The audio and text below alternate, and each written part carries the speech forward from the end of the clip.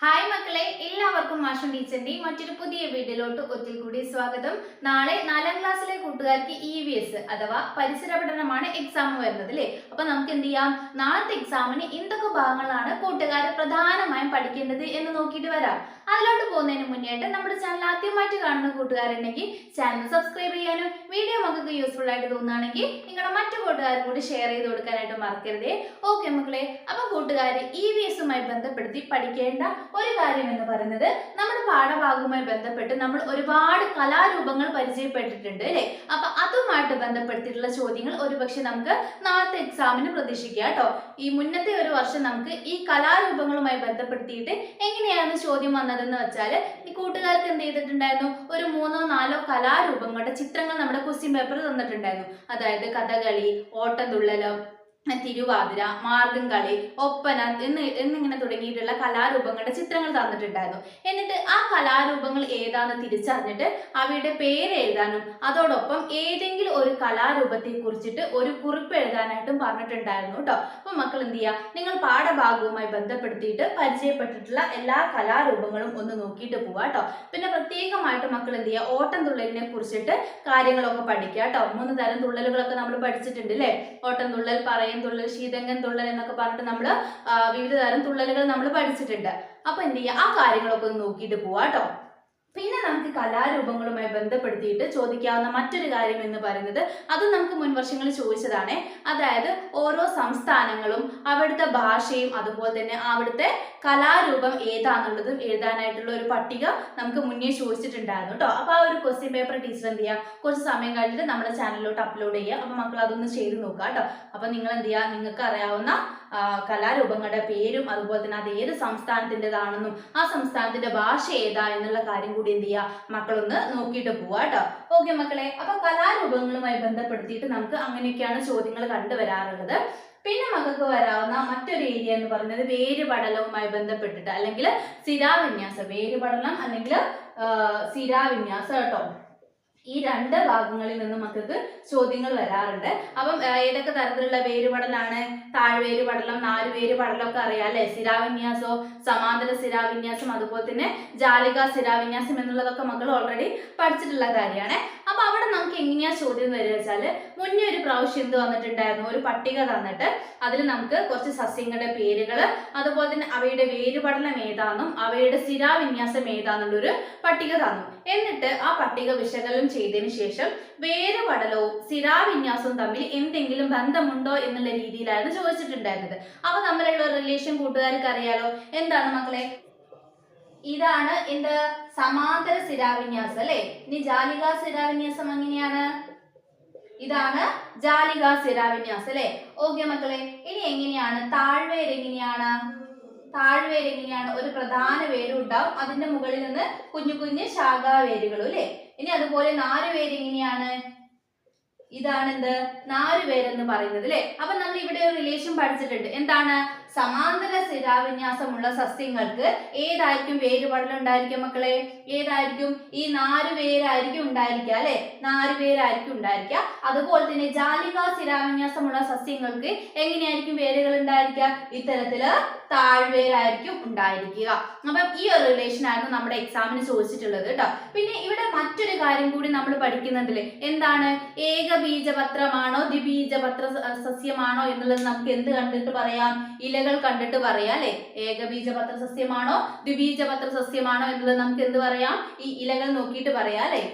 അപ്പൊ നോക്കിക്കേ മക്കളെ, ഈ സമാന്തര സിരാവിന്യാസമുള്ള സസ്യങ്ങൾക്ക് ഏകബീജപത്ര സസ്യങ്ങളായിരിക്കോ അല്ലെങ്കിൽ ദ്വിബീജപത്ര സസ്യങ്ങളായിരിക്കോ, ഏതാണ്, ഏകബീജപത്ര സസ്യങ്ങളായിരിക്കും അല്ലെ. നമ്മുടെ തെങ്ങ് അല്ലെ, തേങ്ങ ഓർത്താ മക്കൾക്ക് അത് മനസ്സിലാവും. എന്താണ്, ഒറ്റൊരു സാധനമല്ലേ ഉള്ളൂ അതിന്റെ വിത്തിന് അല്ലെ. ദ്വിബീജ പത്ര സസ്യമാണോ, അല്ല. ഇനി പയറിലോട്ട് വരുമ്പോ, പയർ ചെടിയുടെ ഇലതാ ഇങ്ങനെയല്ലേ, ജാലിക സിരാവിന്യാസം അല്ലേ. പയർ ചെടി മക്കൾ കണ്ടില്ല, വിത്ത് മുളച്ചാൽ എന്തുണ്ടായിരിക്കും, ഇങ്ങനെ 2 സാധനങ്ങൾ ഉണ്ടായിരിക്കും അല്ലെ. അപ്പൊ എന്താണ്, അത് ദ്വിബീജപത്ര സസ്യമാണ്, കേട്ടോ. അപ്പം സമാന്തര സിരാവിന്യാസം, ഏകബീജപത്ര സസ്യം, അതുപോലെ തന്നെ നാലുവേരുപടലം. ജാലിക സിരാവിന്യാസം, ദ്വിബീജപത്ര സസ്യം, അതുപോലെ തന്നെ താഴ്വേരുപടലം. ഈ റിലേഷൻ ഒന്ന് ഓർത്തിരിക്കുക. ഇതുമായിട്ട് ബന്ധപ്പെടുത്തിയിട്ട് നമുക്ക് എപ്പോഴും ചോദ്യങ്ങൾ കണ്ടുവരുന്നതാണ് കേട്ടോ. അതുപോലെ തന്നെ ഇതിൽ ഉൾക്കൊള്ളിക്കാവുന്ന ഉദാഹരണങ്ങളും മക്കൾ എന്ത് ചെയ്യുക, പഠിക്കുക കേട്ടോ, ഒന്ന് ഓർത്ത് വെക്കുക ഉദാഹരണങ്ങൾ കേട്ടോ, സസ്യങ്ങളുടെ പേരുകൾ.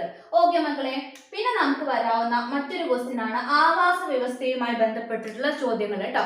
അതിലൊരു പ്രാവശ്യം വിവിധ ആവാസ വ്യവസ്ഥകളുടെ പേരുകൾ എഴുതാനായിട്ട് പറഞ്ഞിട്ടുണ്ടായിരുന്നു. ഒരു 2 ആവാസ വ്യവസ്ഥയുടെ പേരുകൾ എന്ത് ചെയ്യുക മക്കൾ നമ്മുടെ കമന്റ് ബോക്സിൽ പറയാം കേട്ടോ.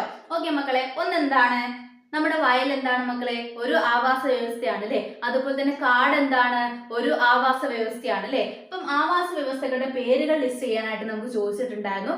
അതുപോലെ തന്നെ ആവാസ വ്യവസ്ഥ നശിക്കാൻ നമ്മൾ മനുഷ്യരുടെ എന്തൊക്കെ പ്രവർത്തനം മൂലമാണ് അത് നശിക്കുന്നത് എന്നുള്ള രീതിയിൽ ചോദിച്ചിട്ടുണ്ടായിരുന്നു കേട്ടോ. നമ്മുടെ എന്തൊക്കെ പ്രവർത്തനങ്ങളാണ് മക്കളെ ആവാസ വ്യവസ്ഥയ്ക്ക് കോട്ടം വരുത്തുന്നത്? എന്തൊക്കെയാണ്? നമ്മൾ വയല് പോലുള്ള സ്ഥലങ്ങളിലൊക്കെ മണ്ണിട്ട് നികത്തി വലിയ വലിയ കെട്ടിടങ്ങളൊക്കെ പണിയുന്ന സമയത്ത് എന്താവുന്നുണ്ട്, ആവാസ വ്യവസ്ഥ നശിക്കുന്നുണ്ട്. അതുപോലെ തന്നെ കാടുകൾ വെട്ടി നശിപ്പിക്കുന്ന സമയത്ത്, മരങ്ങൾ വെട്ടി നശിപ്പിക്കുന്ന സമയത്തൊക്കെ എന്താവുന്നുണ്ട്, ആവാസ വ്യവസ്ഥ നശിക്കുന്നുണ്ട് അല്ലേ. അതുപോലെ തന്നെ നമ്മൾ കൃഷിയിടങ്ങളിലൊക്കെ വളരെ വീര്യം കൂടിയിട്ടുള്ള കീടനാശിനികളും രാസവളങ്ങളും ഒക്കെ പ്രയോഗിക്കുന്ന സമയത്തും എന്താവുന്നുണ്ട് മക്കളെ, ആവാസ വ്യവസ്ഥയ്ക്ക് കോട്ടം വരുന്നുണ്ട് അല്ലേ. അപ്പം അത്തരത്തില് മനുഷ്യന്റെ ഏതെല്ലാം പ്രവർത്തനങ്ങളാണ് അല്ലെങ്കിൽ പ്രവൃത്തികളാണ് ആവാസ വ്യവസ്ഥയെ ദോഷകരമായ രീതിയിൽ ബാധിക്കുന്നത് എന്നുള്ള ഒരു ചോദ്യം വരാം കേട്ടോ. അപ്പൊ മക്കൾ എന്ത് ചെയ്യുക, ആ കാര്യം കൂടി ഒന്ന് നോക്കിയിട്ട് വെക്കുക. അതുപോലെ തന്നെ ആവാസ വ്യവസ്ഥ സംരക്ഷിക്കാനായിട്ട് നമ്മൾ എന്തൊക്കെ കാര്യങ്ങൾ ചെയ്യണം എന്നുള്ള കാര്യം കൂടി എന്ത് ചെയ്യുക, മക്കളൊന്ന് നോക്കി വെക്കുക കേട്ടോ. ഓക്കെ മക്കളെ, അപ്പൊ ആവാസ വ്യവസ്ഥ ഇമ്പോർട്ടന്റ് ആയിട്ടുള്ള ഒരു ഏരിയ ആണ്, ആ കാര്യം ഒന്ന് നോക്കുക കേട്ടോ. പിന്നെ മക്കൾ അറിഞ്ഞിരിക്കേണ്ടത് വായുവിന്റെ പ്രത്യേകതകൾ എന്തൊക്കെയാണ് എന്നതാണ്. വായുവിന്റെ പ്രത്യേകതകൾ എന്തൊക്കെയാണെന്ന് ലിസ്റ്റ് ചെയ്യാനായിട്ട് മക്കളടുത്ത് പറയും. എന്തൊക്കെയായിരുന്നു? വായുവിന് ഒരു പ്രത്യേക ആകൃതി ഉണ്ടോ? ആകൃതി ഇല്ല അല്ലെ. അതുപോലെ തന്നെ വായുവിന് എന്തുണ്ട് മക്കളെ? വായുവിന് ഭാരമുണ്ട്. നമ്മള് പരീക്ഷണങ്ങളൊക്കെ ചെയ്തുകൊണ്ട് അത് തെളിയിച്ചതാണ് അല്ലെ. വായുവിന് എന്തുണ്ട്? വായുവിന് ഭാരമുണ്ട്. അതുപോലെ തന്നെ വായുവിന് സ്പ്രെഡ് ചെയ്യാനുള്ള കഴിവില്ലേ? വായുവിന് എന്ത് ചെയ്യാനുള്ള കഴിവുണ്ട്? സ്പ്രെഡ് ചെയ്യാനുള്ള കഴിവുണ്ട്. അതുപോലെ തന്നെ വായുവിന് സ്ഥിതി ചെയ്യാൻ സ്ഥലം ആവശ്യമാണ്. അപ്പൊ ഒരു പക്ഷെ മക്കൾക്ക് ഡയറക്റ്റ് ആയിട്ട് വായുവിന്റെ പ്രത്യേകതകൾ ലിസ്റ്റ് ചെയ്യാനായിട്ട് ചിലപ്പം ചോദിക്കാം. അതല്ലെങ്കിൽ മക്കൾക്ക് വരാനൊരു സാധ്യത എന്ന് പറയുന്നത് പരീക്ഷണമാണ്. അത്തരത്തിലായിരുന്നു നമുക്ക് മുന്നേ ഒരു പ്രാവശ്യം ചോദിച്ചിട്ടുണ്ടായിരുന്നത്. അതായത് നമുക്ക് എന്ത് ചെയ്തു, നമ്മുടെ ക്വസ്റ്റ്യൻ പേപ്പറിൽ ഒരു ചിത്രം തന്നു, ഒരു പരീക്ഷണത്തിന്റെ ഒരു ചിത്രം തന്നു. നമ്മുടെ ബലൂണിലെ ഒരു കോലിന്റെ ഒരു സ്റ്റിക്ക് എടുക്കുക, 2 അറ്റത്തും എന്ത് ചെയ്യുക, 2 ബലൂണുകൾ ഊതി വീർപ്പിച്ച് എന്ത് ചെയ്യുക, കെട്ടി തൂക്കുക. അതിനുശേഷം നമ്മൾ എന്ത് ചെയ്യുക, ഒരു ബലൂൺ കുത്തിപ്പൊട്ടിക്കുന്ന സമയത്ത് എന്ത് ചെയ്യും, ഈ ബലൂൺ നിൽക്കുന്ന വശം എന്ത് ചെയ്യും, ഉയർന്നു വരും അല്ലേ. അപ്പൊ ആ ഒരു പരീക്ഷണത്തിൽ നമുക്ക് എന്ത് മനസ്സിലാവുന്നുണ്ട്, വായുവിന് ഭാരമുണ്ട് എന്നുള്ള കാര്യം നമ്മൾ തെളിയിക്കുന്നുണ്ട് അല്ലെ. അപ്പൊ അത്തരത്തില് വായുവിന്റെ ഏതെങ്കിലും ഒരു പ്രത്യേകത തെളിയിക്കുന്ന ഒരു പരീക്ഷണത്തിന്റെ കുറിപ്പ് എഴുതാനായിട്ട് മക്കളടുത്ത് ചോദിക്കാനുള്ള സാധ്യതയുണ്ട്. അപ്പൊ നിങ്ങൾ ക്ലാസ്സിൽ അതുമായിട്ട് ബന്ധപ്പെടുത്തി ചെയ്തിട്ടുള്ള പരീക്ഷണങ്ങളൊക്കെ ഒരിക്കൽ കൂടി നോക്കുക കേട്ടോ. പരീക്ഷണക്കുറിപ്പ് വളരെ ഇമ്പോർട്ടന്റ് ആയിട്ടുള്ള കാര്യമാണ്. അപ്പൊ എന്ത് ചെയ്യുക മക്കൾ, അതുകൂടി ഒന്ന് നോക്കി വെക്കുക കേട്ടോ. പരീക്ഷണക്കുറിപ്പ് എങ്ങനെയാ തയ്യാറാക്കുക എന്നുള്ളത്, അതിന്റെ സ്റ്റെപ്പുകളൊക്കെ എന്ത് ചെയ്യുക മക്കളൊന്ന് മനസ്സിലാക്കി വെക്കുക. പിന്നെ ഏതൊക്കെ സാമഗ്രികളാണ് പരീക്ഷണം ചെയ്യാനായിട്ട് ആവശ്യം എന്നുള്ള കാര്യങ്ങളൊക്കെ എന്ത് ചെയ്യണം മക്കൾ ആദ്യം ലിസ്റ്റ് ചെയ്യണം കേട്ടോ. ഓക്കെ മക്കളെ, അപ്പൊ വായുമായി ബന്ധപ്പെടുത്തിയിട്ടുള്ള പരീക്ഷണങ്ങളൊക്കെ വളരെ ഇമ്പോർട്ടന്റ് ആണ്. എല്ലാം ഒന്ന് നോക്കിയിട്ട് പോവുക കേട്ടോ. ഓക്കെ, പിന്നെ നമുക്ക് ചോദിക്കാവുന്ന മറ്റൊരു ക്വസ്റ്റ്യൻ എന്ന് പറയുന്നത് പൊതുസ്ഥാപനങ്ങളെ കുറിച്ചിട്ടും അവയുടെ സേവനങ്ങളെ കുറിച്ചിട്ടും ഒക്കെയാണ്. അത് പിന്നെ ഒരുവിധം എല്ലാ കൂട്ടുകാർക്കും അറിയുന്നതാണ്. ഏതൊക്കെയാണ് പൊതുസ്ഥാപനങ്ങൾ, അവയുടെ സേവനങ്ങൾ എന്തൊക്കെയാന്നുള്ളതൊക്കെ കേട്ടോ. അത് ചിലപ്പോൾ നമുക്ക് മാച്ച് ചെയ്യാൻ എന്നുള്ള രീതിയിലായിരിക്കും തരിക, അല്ലെങ്കിൽ പട്ടിക പൂർത്തീകരിക്കുക എന്നുള്ള രീതിയിലും തരാനുള്ള സാധ്യതയുണ്ട് കേട്ടോ. അതായത് ഒരു പൊതുസ്ഥാപനത്തിന്റെ പേര് തന്നിട്ട് അതിന്റെ സേവനം എന്താന്ന് എഴുതാനായിട്ട് പറയൂ കേട്ടോ. ഏതൊക്കെയാണ് മക്കളെ പൊതുസ്ഥാപനങ്ങൾ? നമ്മൾ ഓരോരുത്തരും പഠിക്കുന്ന നമ്മുടെ സ്കൂൾ ഒരു പൊതുസ്ഥാപനമാണോ? ആണ് അല്ലെ. അതുപോലെ തന്നെ പോലീസ് സ്റ്റേഷൻ എന്താണ്? ഒരു പൊതുസ്ഥാപനമാണ് അല്ലെ. പിന്നെ പോസ്റ്റ് ഓഫീസ് എന്താണ്? പൊതുസ്ഥാപനമാണ്. അപ്പൊ പൊതുസ്ഥാപനങ്ങളുടെ പേരുകളും അവരുടെ സേവനങ്ങളും ഒക്കെ ഒന്ന് മക്കളൊന്ന് നോക്കിയിട്ട് പോവാട്ടോ. ഇമ്പോർട്ടന്റ് ആയിട്ടുള്ള ഒരു ഏരിയ ആണ്. പിന്നെ വളരെ ഇമ്പോർട്ടന്റ് ആയിട്ടുള്ള ഒരു കാര്യമാണ് പ്രഥമ ശുശ്രൂഷയെ കുറിച്ചിട്ടുള്ള ചോദ്യങ്ങൾ കേട്ടോ. അതും നമുക്ക് എപ്പോഴും കണ്ടുവരാറുണ്ട്. അപ്പൊ നമ്മുടെ പാഠഭാഗത്തിൽ നമ്മൾ ഓരോന്ന് പറ്റുന്ന സമയത്ത്, അതായത് നമുക്ക് പൊള്ളലേൽക്കുന്ന സമയത്ത് നമ്മൾ ചെയ്യേണ്ട ഫസ്റ്റ് എയ്ഡുകൾ എന്തൊക്കെയാണ്, അതുപോലെ തന്നെ നമുക്ക് വൈദ്യുതാഘാതം, നമുക്ക് ഷോക്ക് ഏറ്റാൽ നമ്മൾ ചെയ്യേണ്ട കാര്യങ്ങൾ എന്തൊക്കെയാണ്, ഇനി നമുക്ക് ബോധക്ഷയം ഉണ്ടായാൽ നമ്മൾ ചെയ്യേണ്ട കാര്യങ്ങൾ എന്തൊക്കെയാണ്, അതുപോലെ തന്നെ ചതവ് ഉണ്ടായാൽ നമ്മൾ എന്തൊക്കെ കാര്യങ്ങൾ ഫസ്റ്റ് എയ്ഡ് ആയിട്ട് നമ്മൾ കൊടുക്കണം എന്നുള്ളതൊക്കെ നമ്മൾ പരിചയപ്പെട്ടിട്ടുണ്ട് അല്ലേ. അപ്പൊ ആ കാര്യങ്ങളൊക്കെ ഒന്ന് നോക്കിക്കോളുക. അതുമായിട്ട് ബന്ധപ്പെടുത്തിയിട്ട് നമുക്ക് എപ്പോഴും ചോദ്യങ്ങൾ വരുന്നതാണ് കേട്ടോ. വളരെ ഇമ്പോർട്ടന്റ് ആയിട്ടുള്ള ഏരിയ ആണ്. പ്രധാനമായിട്ടും അവിടെ തീപ്പൊള്ളലേറ്റാൽ ചെയ്യേണ്ട പ്രഥമ ശുശ്രൂഷകൾ എന്തൊക്കെയാന്ന് നോക്കുക. അതുപോലെ തന്നെ ഷോക്ക് ഏറ്റാൽ ചെയ്യേണ്ടവ നോക്കുക കേട്ടോ. ഈ രണ്ടും വളരെ പ്രധാനപ്പെട്ടത്. പിന്നെ ഒരു പ്രാവശ്യം മൂക്കിൽ നിന്ന് രക്തം വരികയാണെങ്കിൽ നമ്മൾ ചെയ്യേണ്ട എന്തെങ്കിലും ഇഞ്ചുറി ഒക്കെ പറ്റിയിട്ട് വരികയാണെങ്കിൽ ചെയ്യേണ്ടത് എന്തൊക്കെയാന്നുള്ളത് ചോദിച്ചിട്ടുണ്ടായിരുന്നു കേട്ടോ. അപ്പൊ മക്കൾ എന്ത് ചെയ്യുക, ആ ഭാഗം ഒന്ന് നന്നായിട്ട് നോക്കണേ. ഓക്കെ മക്കളെ, പിന്നെ നമുക്ക് വന്നിട്ടുള്ള ഒരു ക്വസ്റ്റ്യൻ ആണ് നമ്മുടെ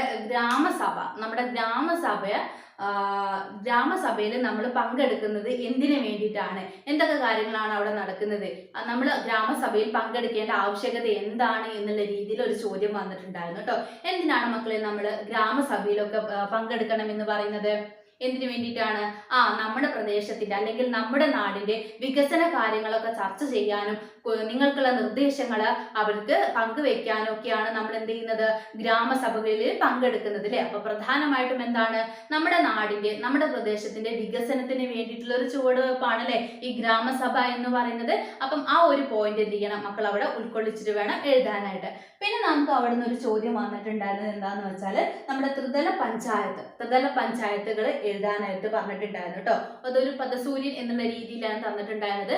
നടുവിൽ എന്ത് ചെയ്തു, ത്രിതല പഞ്ചായത്ത് എന്ന് തന്നു. എന്നിട്ട് അതിന് ചുറ്റും ഏതൊക്കെയാന്ന് എഴുതാനാണ് കേട്ടോ. അപ്പൊ ഏതൊക്കെയാ മക്കളെ ത്രിതല പഞ്ചായത്ത് എന്ന് പറയുന്നത്?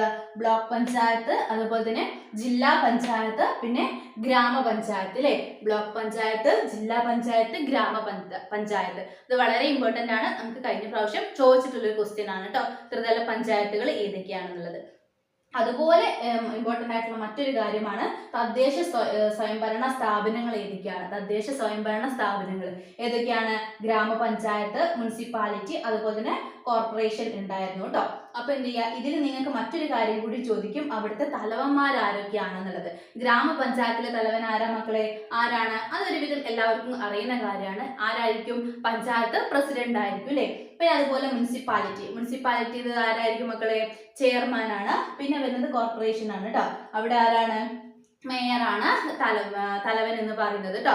അപ്പം തദ്ദേശ സ്വയംഭരണ സ്ഥാപനങ്ങൾ നോക്കുക, അതുപോലെ തന്നെ ത്രിതല പഞ്ചായത്ത് എന്ത് ചെയ്യുക നോക്കുക കേട്ടോ. വളരെ ഇമ്പോർട്ടന്റ് ആയിട്ടുള്ള കാര്യമാണ്. ഓക്കെ മക്കളെ, പിന്നെ നമുക്ക് പ്രധാനമായിട്ട് നോക്കേണ്ട മറ്റൊരു കാര്യം എന്ന് പറയുന്നത് അമാവാസിയുടെ പ്രത്യേകതയും പൗർണമിയുടെ പ്രത്യേകതയും. അവിടെ മക്കൾക്ക് മിക്കപ്പോഴും ചിത്രീകരണമാണ് വരാറുള്ളത് കേട്ടോ. ഒരുപാട് പ്രാവശ്യമായിട്ട് ചിത്രീകരണം നമുക്ക് ചോദിക്കാറുണ്ട്. അപ്പൊ എന്ത് ചെയ്യാം മക്കള്, ആ ഒരു ചിത്രം വരച്ചിട്ട് തന്നെ പഠിക്കാം കേട്ടോ. ആർക്കെങ്കിലും സംശയം ഉണ്ടെങ്കിൽ എന്ത് ചെയ്യാം, നോക്കിയിട്ട് പോവുക. അമാവാസിയും പൗർണമിയും ഒക്കെ കേട്ടോ. അതിന്റെ ക്വസ്റ്റ്യൻ പേപ്പർ ടീച്ചർ ഇടാം. അപ്പൊ എന്ത് ചെയ്യാം, മക്കൾക്ക് ചെയ്യാൻ പറ്റുന്നുണ്ടോ എന്നുള്ള കാര്യം ഒന്ന് നോക്കുക കേട്ടോ. ഓക്കെ മക്കളെ, പിന്നെ മക്കൾക്ക് വരാവുന്ന മറ്റൊരു കാര്യം എന്ന് പറയുന്നത് നമ്മൾ വിവിധ വിവരവിനിമയ മാർഗങ്ങൾ പരിചയപ്പെട്ടിട്ടുണ്ട് അല്ലെ. എങ്ങനെയൊക്കെയാണ് നമ്മൾ സന്ദേശങ്ങളൊക്കെ കൈമാറാറുള്ളത്? നമ്മൾ പണ്ടൊക്കെ ആണെങ്കിൽ കത്ത് ഉപയോഗിച്ച് കൈമാറാറുണ്ടായിരുന്നു അല്ലെ. ഇപ്പൊ എങ്ങനെയാണ് മക്കളെ? കൂടുതലായിട്ട് നമ്മൾ എന്ത് ഉപയോഗിക്കുന്നുണ്ട്? മൊബൈൽ ഫോണുകൾ ഉപയോഗിക്കുന്നുണ്ട് അല്ലെ. പിന്നെ അതുപോലെ തന്നെ നമ്മൾ വാർത്തകളും മറ്റും അറിയാനായിട്ട് നമ്മൾ കൂടുതലായിട്ടും എന്ത് യൂസ് ചെയ്യാറുണ്ട്? നമ്മൾ TV കാണാറുണ്ട്. അതുപോലെ തന്നെ റേഡിയോ അല്ലെ, പണ്ട് കാലങ്ങളിലൊക്കെ റേഡിയോ ഉപയോഗിക്കാറുണ്ട്. അപ്പൊ ഈ വിവരവിനിമയ മാർഗങ്ങളെ കുറിച്ചിട്ട് മക്കൾ എന്ത് ചെയ്യുക, ഒന്ന് നോക്കിയിട്ട് പോവാ കേട്ടോ. അതിനെക്കുറിച്ച് നമുക്ക് ചോദ്യങ്ങൾ ഉണ്ടായിരുന്നു. മുന്നേ നമുക്ക് ഒരു പ്രാവശ്യം ചോദിച്ചത് എന്താന്ന് വെച്ചാൽ കത്ത് കൊണ്ടുള്ള പ്രയോജനങ്ങൾ, അതുപോലെ തന്നെ മൊബൈൽ ഫോൺ, ഇവ തമ്മിലുള്ള വ്യത്യാസം എഴുതാനായിട്ടായിരുന്നു ചോദിച്ചിട്ടുണ്ടായിരുന്നത് കേട്ടോ. കത്ത് എന്ന് പറയുകയാണെങ്കിൽ നമുക്ക് എഴുതിയ രൂപത്തിൽ മാത്രമേ വിവരങ്ങൾ എന്ത് ചെയ്യാനായിട്ട് പറ്റുള്ളൂ, മറ്റുള്ളവരിൽ എത്തിക്കാനായിട്ട് പറ്റുള്ളൂ. പക്ഷെ മൊബൈൽ ഫോണിൽ അങ്ങനെയാണോ മക്കളെ? നമുക്കിപ്പോൾ വീഡിയോ കോളിൽ വരെ കാര്യങ്ങൾ എന്ത് ചെയ്യാം, എത്തി നിൽക്കുകയാണല്ലേ. വീഡിയോ കോൾ ചെയ്ത് തത്സമയം എന്ത് ചെയ്യാം, നമുക്ക് എത്ര ദൂരെയുള്ള ആളുകളോട് വേണമെങ്കിൽ നമുക്ക് സംസാരിക്കാനായിട്ട് പറ്റൂലേ. കണ്ടും കേട്ടും ഒക്കെ നമുക്ക് എന്ത് ചെയ്യാനായിട്ട് പറ്റും, സംസാരിക്കാനായിട്ട് പറ്റൂലേ. അപ്പം എന്ത് ചെയ്യാം, ഈ വിവരവിനിമയ മാർഗങ്ങളെ കുറിച്ചിട്ട് മക്കളൊന്ന് നോക്കിയിട്ട് പോവാട്ടോ. വളരെ ഇമ്പോർട്ടൻ്റ് ആയിട്ടുള്ള ഒരു ഏരിയ ആണ്. ഓക്കെ മക്കളെ, അപ്പൊ നിങ്ങൾ നാളത്തെ എക്സാമിന് പ്രധാനമായിട്ടും ഇത്രയും കാര്യങ്ങളൊക്കെ പഠിക്കുക കേട്ടോ. അതോടൊപ്പം തന്നെ ടീച്ചർ എന്ത് ചെയ്യാം, ഒരു ക്വസ്റ്റ്യൻ പേപ്പർ കൂടി ഇടാം. അപ്പൊ അതുകൂടി ഒന്ന് മക്കള് വർക്ക്ഔട്ട് ചെയ്യാം കേട്ടോ. ഓക്കെ മക്കളെ, അപ്പൊ ഇന്നത്തെ വീഡിയോ യൂസ്ഫുൾ ആയിട്ടുണ്ടെങ്കിൽ ആ കാര്യം കൂടി നമ്മുടെ കമന്റ് ബോക്സിൽ പറയാം. മറ്റൊരു പുതിയ വീഡിയോയുമായിട്ട് നമുക്ക് വീണ്ടും കാണാം.